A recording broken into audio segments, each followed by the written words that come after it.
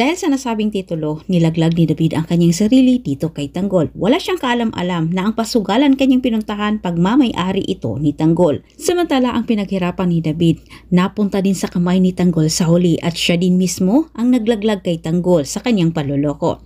Minalas itong si David sa sugal, halos ng kanyang perang ipinusta ay nawala na parang bula.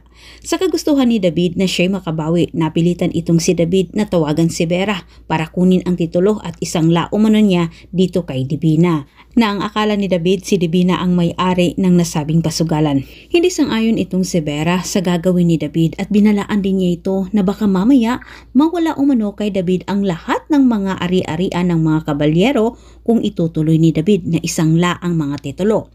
Pero tiwala si David sa kanyang sarili na manalo siya at makabawi. Ayaw magpaawat ni David.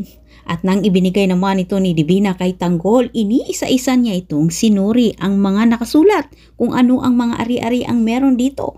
Pero laking gulat na lang ni Tanggol nang mismo ng kanyang sariling pangalan ang nakalagay.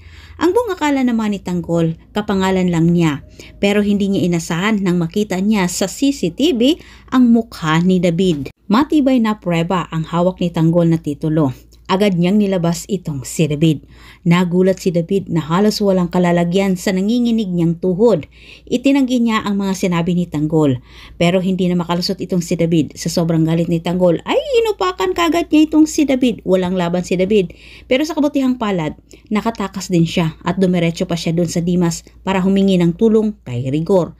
Sa kabutihang palad, sa pagtakas ni David, natunto naman ni Tanggol ang kanyang amang itong si Ramon na kung saan ililigtas din niya ito mula sa mga kamay ni Rigor. Sinabi ni Tanggol sa sarili na kung hindi man niya natuluyan itong si Rigor, sa puntong iyon sa pagdating niya sa Dimas, tatapusin na umano niya ang buhay ng mag-ama. Antabayanan po niyo ang susunod kong update dahil iligtas ni Tanggol ang kanyang ama mula sa mga kamay ni Rigor at David. Ito ang pagkakataon para magtagpo silang dalawa. Maraming salamat.